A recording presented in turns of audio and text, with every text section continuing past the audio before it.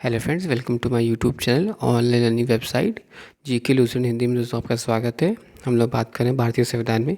आज बात करेंगे मौलिक कर्तव्यों के बारे में। 12 मौलिक कर्तव्य। 12 पॉइंट मौलिक कर्तव्य। सरदार स्वर्ण सिंह समिति की अनुशंसा पर संविधान के 42वें संशोधन 1976 ईस्वी के द्वारा मौलिक कर्तव्य का संविधान में जोड़ा गया है। इसे रूस के संविधान से लिया गया है। इसे भाग 4 का में अनुच्छेद 51 का के तहत रखा गया है। मौलिक कर्तव्यों की संख्या 11 है, जो इस प्रकार के हैं। प्रत्येक नागरिक का यह कर्तव्य होगा कि वह संविधान को पालन करे व उसके आदर्शों, संस्थाओं, राष्ट्रध्वज और राष्ट्रगान का आदर करे। स्वतंत्रता के लिए हमारे राष्ट्रीय आंदोलन को प्रेरित करने वाले उच्च आदर्शों को हृदय में संजोए रखे और उनका पालन करे। भारत में प्रभुता, एकता और अखंडता की रक्षा करें और उसे अक्षुण्ण रखें। देश की रक्षा करें। भारत के सभी लोगों में समरसता और समान भ्रातृत्व की भावना का निर्माण करें। हमारी सामाजिक संस्कृति की गौरवशाली परंपरा का महत्व समझें और उसका परीक्षण करें। प्राकृतिक पर्यावरण की रक्षा और उसका संवर्धन करें। वैज्ञानिक दृष्टिकोण और ज्ञानार्जन की भावना का विकास करें। सार्वजनिक संपत्ति को सुरक्षित रखें। व्यक्तिगत एवं सामूहिक गतिविधियों के सभी क्षेत्रों में उत्कर्ष की ओर बढ़ने का सतत प्रयास करें। माता पिता या संरक्षक द्वारा 6 से 14 वर्षों के बच्चों में हेतु प्राथमिक शिक्षा प्रदान करना। 86वां संशोधन।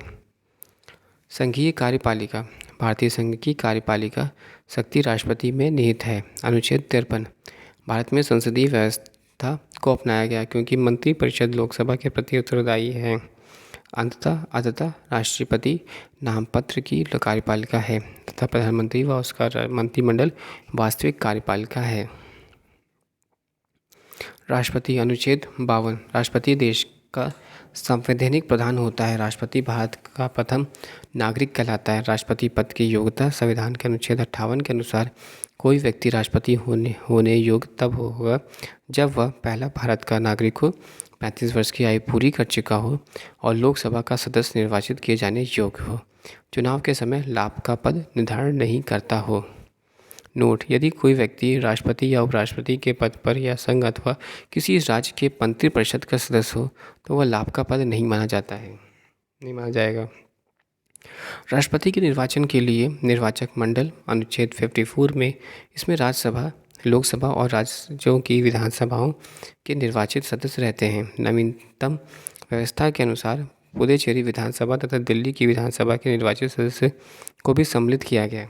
राष्ट्रपति पद के उम्मीदवार के लिए निर्वाचक मंडल के 50 सदस्य प्रस्तावक तथा 50 सदस्य अनुमोदक होते हैं। एक ही व्यक्ति जितनी बार चाहे राष्ट्रपति के पद पर निर्वाचित हो सकता है। राष्ट्रपति का निर्वाचन समानुपातिक प्रतिनिधित्व प्रणाली और एकल संक्रमणीय मत पद्धति के द्वारा होता है, जो कि अनुच्छेद 55। राष्ट्रपति के निर्वाचन से संबंधित विवादों का निपटारा उच्चतम न्यायालय द्वारा किया जाता है। निर्वाचन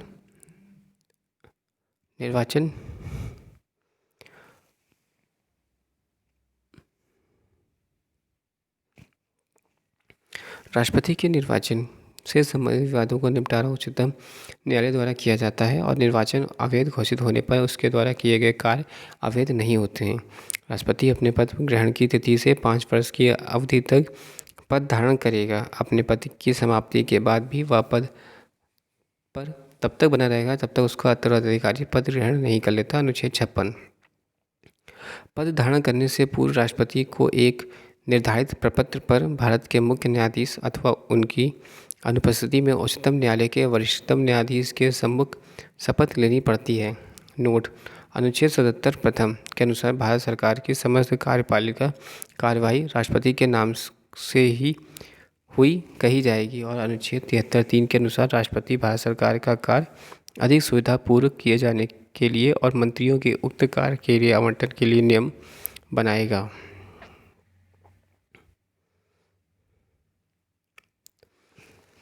भारत के उपराष्ट्रपति नाम और कार्यकाल। डॉक्टर राजेंद्र प्रसाद 26/1/1950 से 13/5/1962। डॉक्टर एस राधाकृष्णन 13/5/1962 से 13/5/1967। डॉक्टर जाकिर हुसैन 13/5/1967 से 3/5/1959।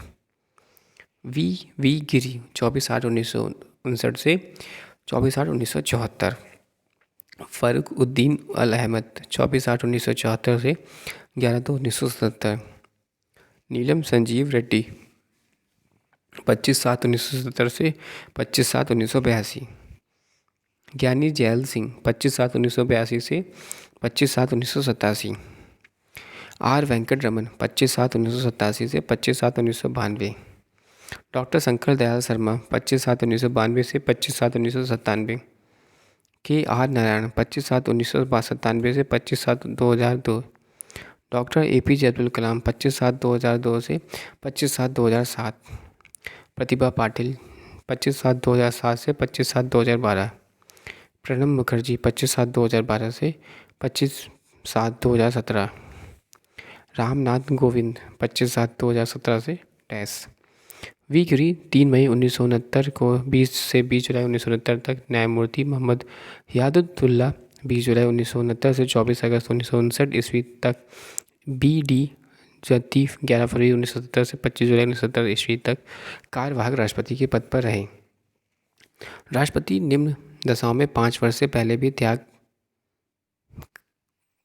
सकता है। पहला, उपराष्ट्रपति को संबोधित कर अपने त्यागपत्र द्वारा यह त्यागपत्र उपराष्ट्रपति से को संबोधित किया जाएगा। इसकी सूचना लोक सभा के अध्यक्ष को देगा। अनुच्छेद 52 सेकंड। महाभियोग द्वारा हटाए जाने पर अनुच्छेद 61। महाभियोग के लिए केवल एक ही आधार है जो अनुच्छेद 61 के उल्लेखित है, वह संविधान का अतिक्रमण। राष्ट्रपति पर महाभियोग अनुच्छेद 61। राष्ट्रपति द्वारा संविधान के प्रावधानों के उल्लंघन पर संसद के किसी सदन द्वारा उस पर महाभियोग लगाया जा सकता है, परंतु इसके लिए आवश्यक है कि राष्ट्रपति को 14 दिन पहले लिखित सूचना दी जाए, जिस पर उस सदन को 1/4 सदस्यों के हस्ताक्षर हों। संसद के उस सदन जिसमें महाभियोग का प्रस्ताव पेश है के 2/3 सदस्यों द्वारा पारित कर देने पर प्रस्ताव दूसरे सदन में जाएगा। जब दूसरा सदन राष्ट्रपति पर लगाए गए आरोपों की जांच करेगा या कराएगा और ऐसी जांच में राष्ट्रपति के ऊपर लगाए गए आरोपों को सिद्ध करने वाला प्रस्ताव 2/3 बहुमत से पारित हो जाता है, तब राष्ट्रपति पर महाभियोग की प्रक्रिया पूरी समझी जाएगी और इसी तिथि में राष्ट्रपति को पद त्याग करना होगा। राष्ट्रपति की रिक्ति को 6 महीने के अंदर भरना होता है। जब राष्ट्रपति पद की रिक्ति पदावधि 5 वर्ष की समाप्ति से हुई है तो निर्वाचन पदावधि की समाप्ति के पहले ही किया जाएगा। अनुच्छेद 62(1). किंतु यदि उसे पूरा करने में कोई भी विलम्ब हो जाता है तो राजअंतराल न होने पाए, इसलिए यह उपबंध है कि राष्ट्रपति अपने पद की अवधि समाप्त हो जाने पर तभी तक पद पर बना रहेगा जब तक उसका उत्तराधिकारी पद धारण नहीं कर लेता। अनुच्छेद 56(1) ऐसी दशा में उपराष्ट्रपति राष्ट्रपति के रूप में कार्य नहीं कर सकेगा। अन्य आकस्मिकताओं में राष्ट्रपति के कर्तव्यों का निर्वहन। अनुच्छेद 70। जब उपराष्ट्रपति एवं उपराष्ट्रपति दोनों का पद रिक्त हो तो ऐसी आकस्मिकताओं में अनुच्छेद 70 राष्ट्रपति के कर्तव्यों का निर्वहन का उपबंध कराता है। इसके अनुसार संसद जैसा उचित समझे वैसा उपबंध कर सकती है। इसी उद्देश्य से संसद ने राष्ट्रपति उत्तराधिकार अधिनियम 1969 ईस्वी को पारित किया, जो यह उपबंधित करता है कि यदि राष्ट्रपति भी किसी कारणवश उपलब्ध नहीं है तो उच्चतम न्यायालय का मुख्य न्यायाधीश या उसके नहीं रहने पर उसी न्यायालय की वरिष्ठतम न्यायाधीश जो इस समय उपलब्ध हो राष्ट्रपति कर्तव्यों को समापित करेगा। राष्ट्रपति के वेतन एवं भत्ते। राष्ट्रपति का मासिक वेतन 5 लाख रुपए है। राष्ट्रपति का वेतन आयकर से मुक्त होता है। राष्ट्रपति को निःशुल्क निवास स्थान व संसद द्वारा स्वीकृत अन्य भत्ते प्राप्त होते हैं। राष्ट्रपति के कार्यकाल के दौरान उनके वेतन तथा भत्ते में किसी प्रकार की कमी नहीं की जा सकती।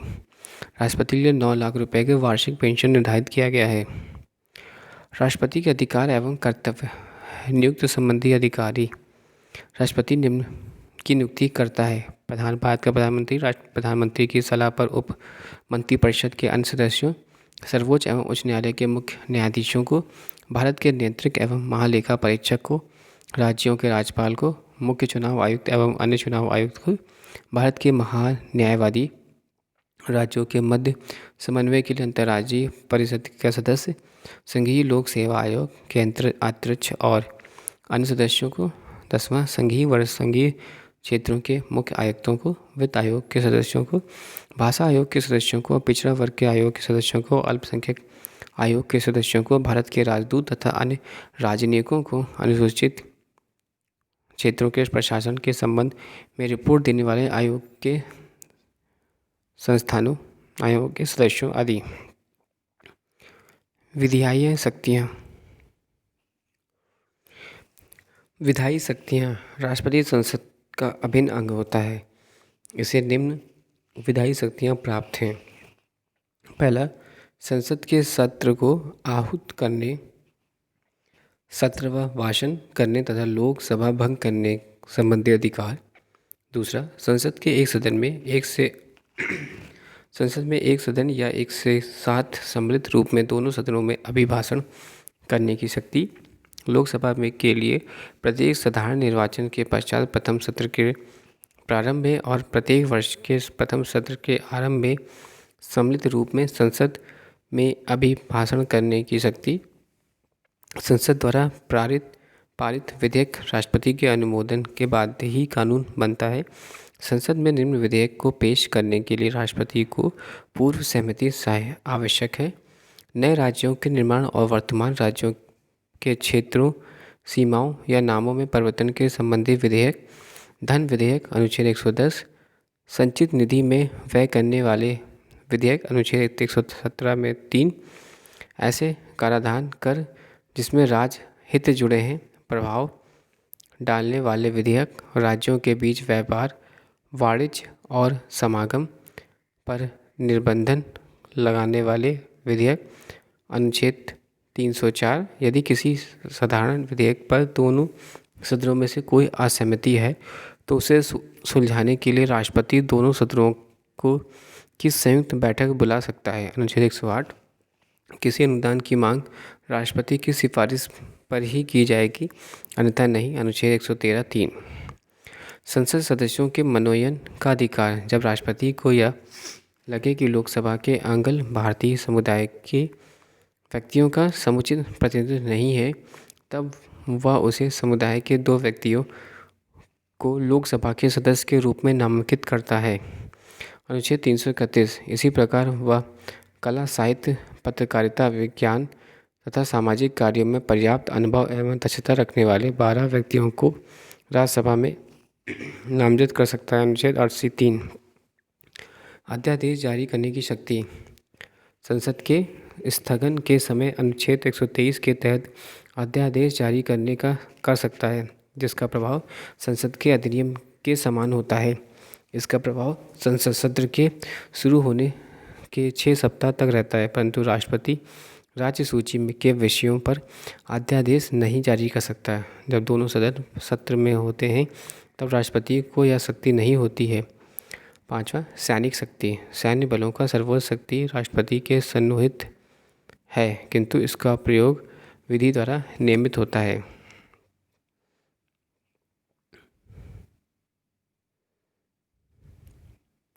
राजनीतिक शक्ति। 6ठा, राजनीतिक शक्ति। दूसरे देशों के साथ कोई भी समझौता या संधि राष्ट्रपति के नाम से ही की जाती है।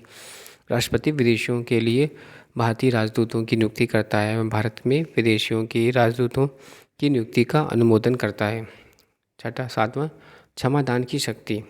संविधान के अनुच्छेद 72 के अंतर्गत राष्ट्रपति को किसी अपराध के लिए दोषी ठहराए गए किसी व्यक्ति को दंड को क्षमा करने, उसका विलंबन, परिहार और लघुकरण की शक्ति प्राप्त है। क्षमा में दंड और बंदीकरण दोनों हटा दिया जाता है तथा दोषी को पूर्णतः मुक्त कर दिया जाता है। लघुकरण में दंड के स्वरूप को बदलकर कम कर दिया जाता है, जैसे कि मृत्युदंड को लघुकरण कर कठोर या साधारण कारावास में परिवर्तित करना है। परिहार में दंड की प्रगति में परिवर्तन की भी उसकी अवधि कम कर दी जाती है, जैसे 2 वर्ष में कठोर कारावास को 1 वर्ष में कठोर कारावास में परिवहन करना, परिलंबन में किसी दंड पर विशेष मृत्युदंड लोग लगाना है ताकि दोषी व्यक्ति क्षमा याचना कर सके। विराम में किसी दोषी के सज़ा की विशेष स्थिति में कम कर दिया जाता है, जैसे गर्भवती स्त्री की सज़ा को कम कर देना। नोट: जब क्षमादान की पूर्व याचिका राष्ट्रपति ने रद्द कर दी हो तो दूसरी याचिका नहीं दायर की जा सकती। 8वां, राष्ट्रपति की आपातकालीन शक्तियाँ। आपातकाल से संबंधित उपबंध भारतीय संविधान के भाग 18 के अनुच्छेद 352 से 360 के अंतर्गत मिलता है। मंत्रिपरिषद के परामर्श से राष्ट्रपति 3 प्रकार के आपात लागू कर सकता है। ए. युद्ध या ब्रह्म आक्रमण या सदस्य विद्रोह के कारण लगाया गया आपात, अनुच्छेद 352। बी. राज्यों में सार्वजनिक तंत्र के विफल होने से उत्पन्न आपात, अनुच्छेद 356 अर्थात राष्ट्रपति शासन। वित्तीय आपात, अनुच्छेद 360 न्यूनतम अवधि 2 माह। राष्ट्रपति किसी सार्वजनिक महत्व के प्रश्न या पर उच्चतम न्यायालय के अनुच्छेद 143 के अधीन परामर्श ले सकता है, लेकिन वह यह परामर्श मानने के लिए बाध्य नहीं है। 10वां, राष्ट्रपति किसी भी विधेयक पर अनुमति देने या न देने के निर्णय लेने की सीमा का अभाव होने के कारण राष्ट्रपति जेबी वीटो का प्रयोग कर सकता है, क्योंकि अनुच्छेद 111 केवल यह कहता है कि राष्ट्रपति विधेयक लौटाना चाहता है तो विधेयक को उसे प्रस्तुत किए जाने के बाद यथाशीघ्र लौटा देगा।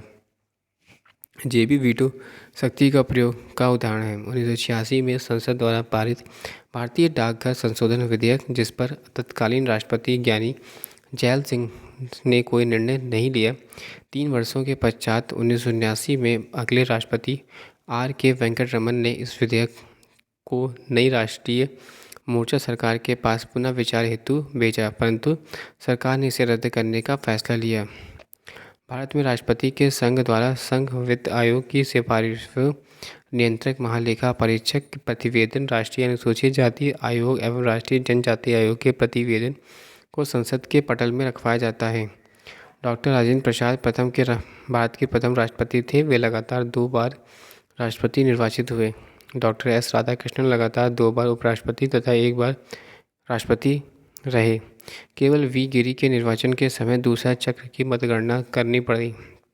केवल नीलम संजीव रेड्डी ऐसे राष्ट्रपति हुए जो 1 बार चुनाव में हारे गए, फिर बाद में निर्विरोध राष्ट्रपति निर्वाचित हुए। भारत की प्रथम महिला राष्ट्रपति प्रतिभा देवी सिंह पाटिल है।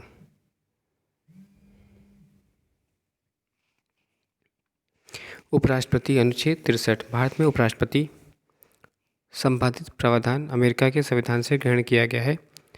भारत के उपराष्ट्रपति